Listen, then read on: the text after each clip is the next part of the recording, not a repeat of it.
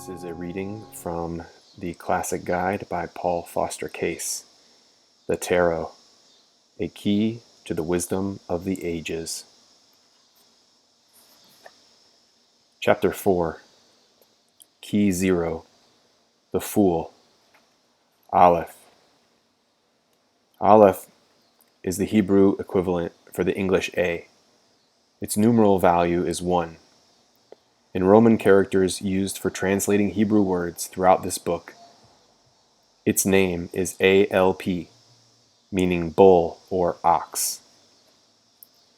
This is believed by many to establish the time of the invention of the alphabet as being during the astronomical period called the Taurian Age, when the bull was the god symbol dominant in the leading religions of the world. Apis in Egypt, Mithra among the Persians, Dionysus among the Greeks, all had the bull or ox as a symbol. Since oxen pulled the plow and threshed the grain in primitive husbandry, besides pulling the carts which carried the farmer's produce to market, they became the symbols for the motive power in agriculture.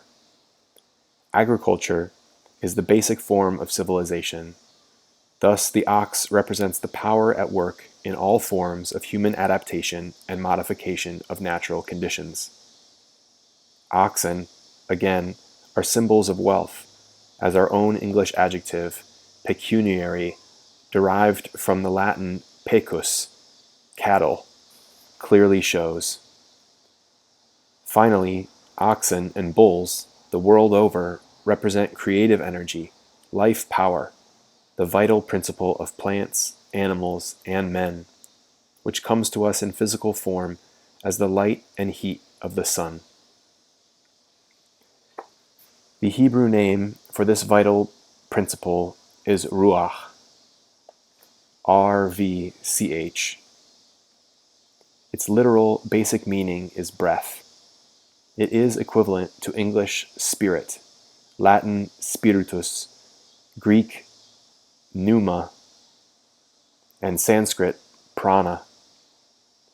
All these words mean air or breath. They all designate the all-pervading cosmic energy which animates every living creature. This Ruach is specifically attributed to the letter Aleph in the Kabbalistic Book of Formation.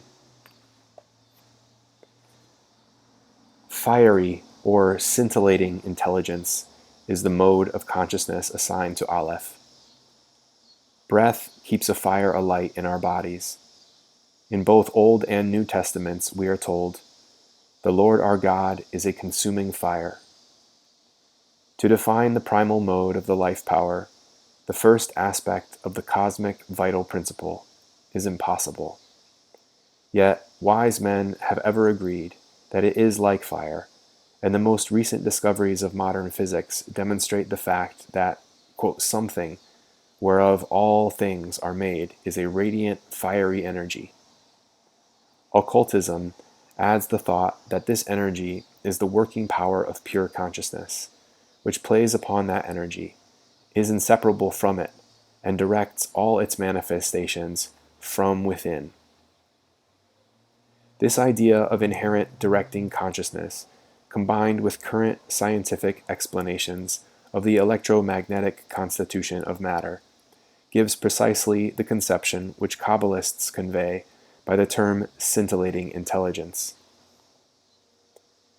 In the color scale used by some Western schools of occult science, the element of air and the fiery life breath are represented by a clear, pale shade of yellow.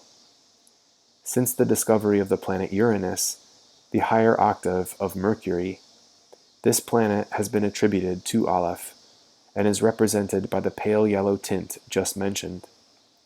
Its tone vibration is E natural. The planetary name Uranus, it should be noted, is the English adaptation of a Greek word meaning sky. Furthermore, those who believe, with the present writer, that all language, and in consequence, all accepted scientific nomenclature, is an evolutionary process having its origin in the universal mind, may reach the conclusion that the noun uranium, derived from Uranus, is by no means a chance designation for the chemical element whence are derived the thought-designed and man-made elements, Neptunium and Plutonium, those terrible sky powers which appear at present to threaten the extermination of humanity in a frenzy of insane suicide. Yet these same powers might, if rightly applied, so change our globe that it would become a veritable paradise.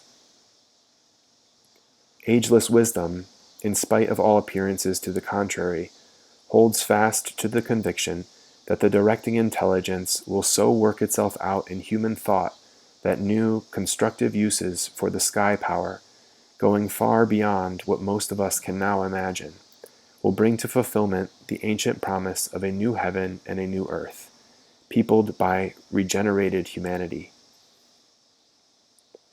The zero key elaborates the occult meanings of Aleph.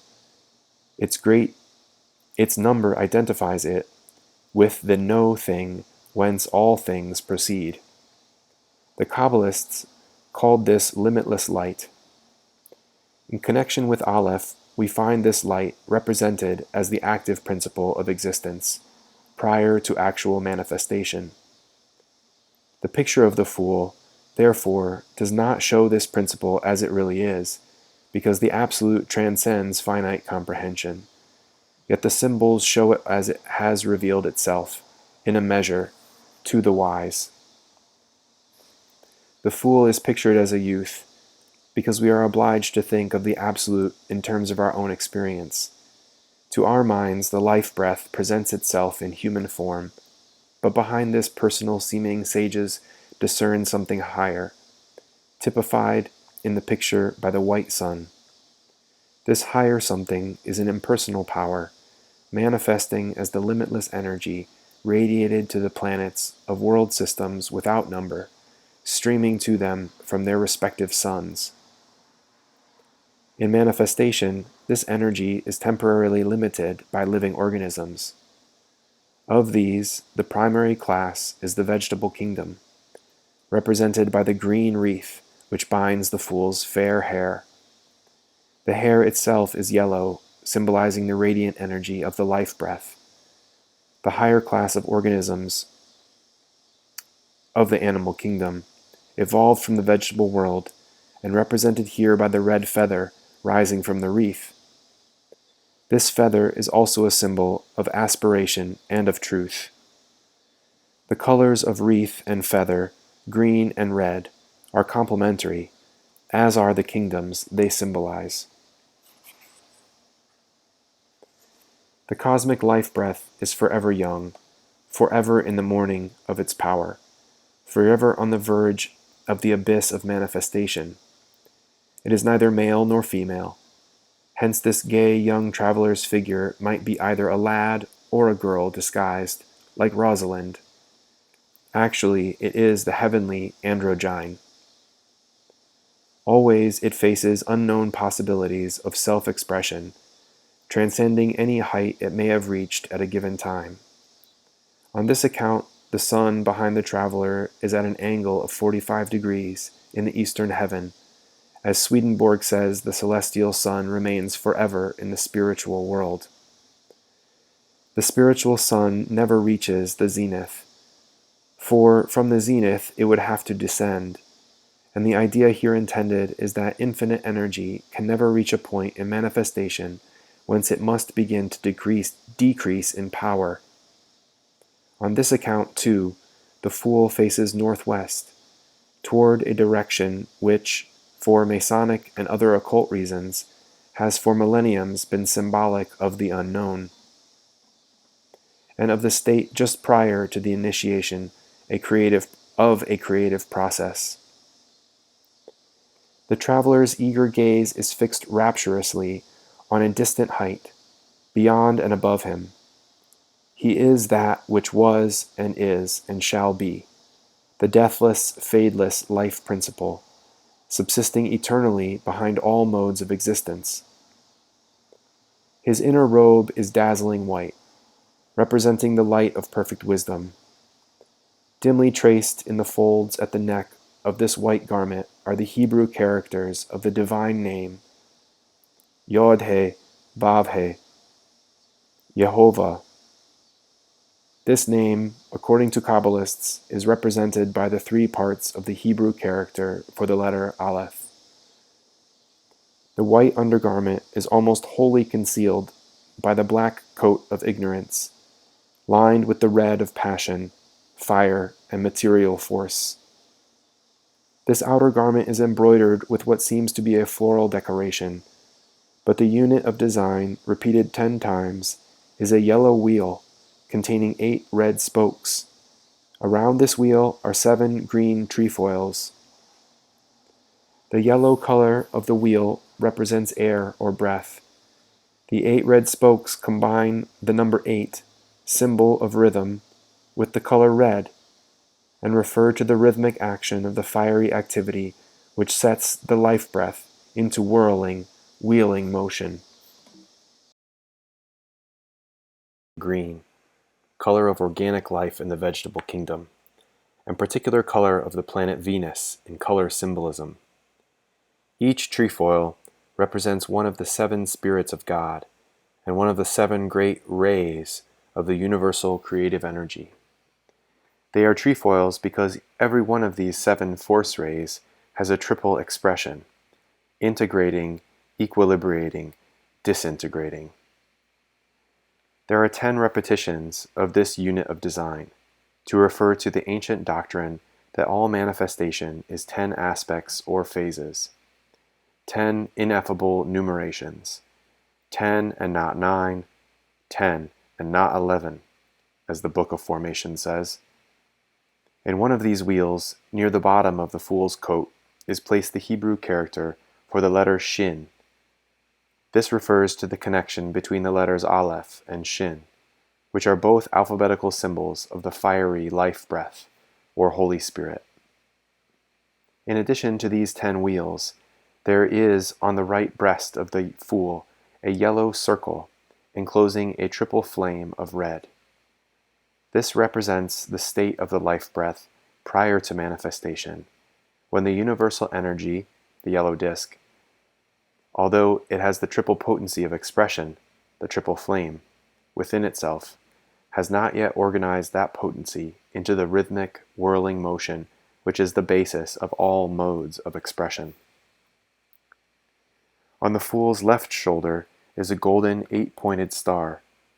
Close to it is a silver lunar crescent. These are the sun and moon, or gold and silver of the alchemists. They refer also to Surya, the hot, electric, solar current of prana described in books on yoga, and to Rayi, the cool, magnetic, lunar current of the same prana. Fundamentally, these are 2 modes of the one life breath. Their activity is both universal and personal. In humanity, they are active in the nerve currents of the physical body. The black wand over the fool's right shoulder is a measuring tool. It supports a wallet, having a flap sewn with 10 stitches. The lock of this flap is in the form of an eye. On the wallet, below the flap, is a picture of an eagle.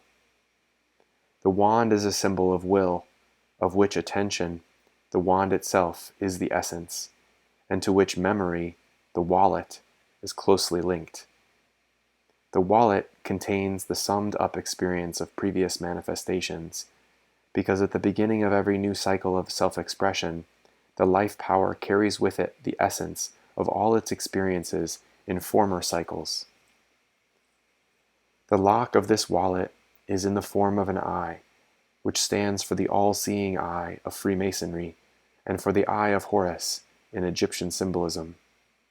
It suggests also that through the development of a higher type of vision, we may gain access to the treasure of stored-up experience in the universal memory. The 10 stitches on the flap have the same meaning as the 10 wheels on the fool's coat, and refer to the 10 types of vision, or higher perception, developed by occult practice. The eagle on the wallet refers to the zodiacal sign Scorpio. Thus, it intimates that the wand and wallet together may be understood to be phallic emblems, referring to the natural process whereby the accumulated experience of the life power is passed on from cycle to cycle, through an endless chain of living organisms. In occultism, moreover, the awakening of the higher vision, symbolized by the eye on the flap of the wallet, is brought about by practices which redirect and sublimate the bodily forces related astrologically to the sign of Scorpio. The rose in the fool's left hand is white, to indicate freedom from the lower forms of desire and passion, and also to show that it refers to the spiritual prototype of desire. It is a cultivated flower, showing, as do other details of the fool's vesture and equipment, that he has come from a previous scene of cultural activity, from a plain somewhere behind him on his journey. For, as corresponding to Aleph, the fool symbolizes cultural activities. At the waist, the robe is encircled by a girdle having 12 circular ornaments, of which 7 are visible. It refers to the 12 signs of the zodiac, through which are expressed the powers of the 7 heavenly bodies known to the ancients. Thus the girdle typifies time, and since the belt must be removed in order to take off the black coat, here is a plain intimation that to rid ourselves of ignorance and passion, we must overcome the illusion of time, which is, as Kant long ago proved, purely a creation of the human intellect. A practical occultist learns to replace time by eternity, and practices daily to accustom himself to leading the timeless life. The citrine or olive of the fool's hose, the tint varies in various versions of the tarot, refers to the element of earth, and to the 10th numeration, or aspect of the life power, which Kabbalists call the kingdom. His yellow shoes refer to the element of air, which is the vehicle of the life power. The icy peaks in the distance show that the cold, abstract principles of mathematics are above and beyond all the warm, colorful, vital activities of cosmic manifestation. The little white dog is a descendant of wolves and jackals. Thus he is a human adaptation, whereby something given in a wild and dangerous state by the unmodified process of nature has been changed into a friend, helper, and companion of man. He also indicates the truth that all subhuman forms of the life power are elevated and improved by the advance of human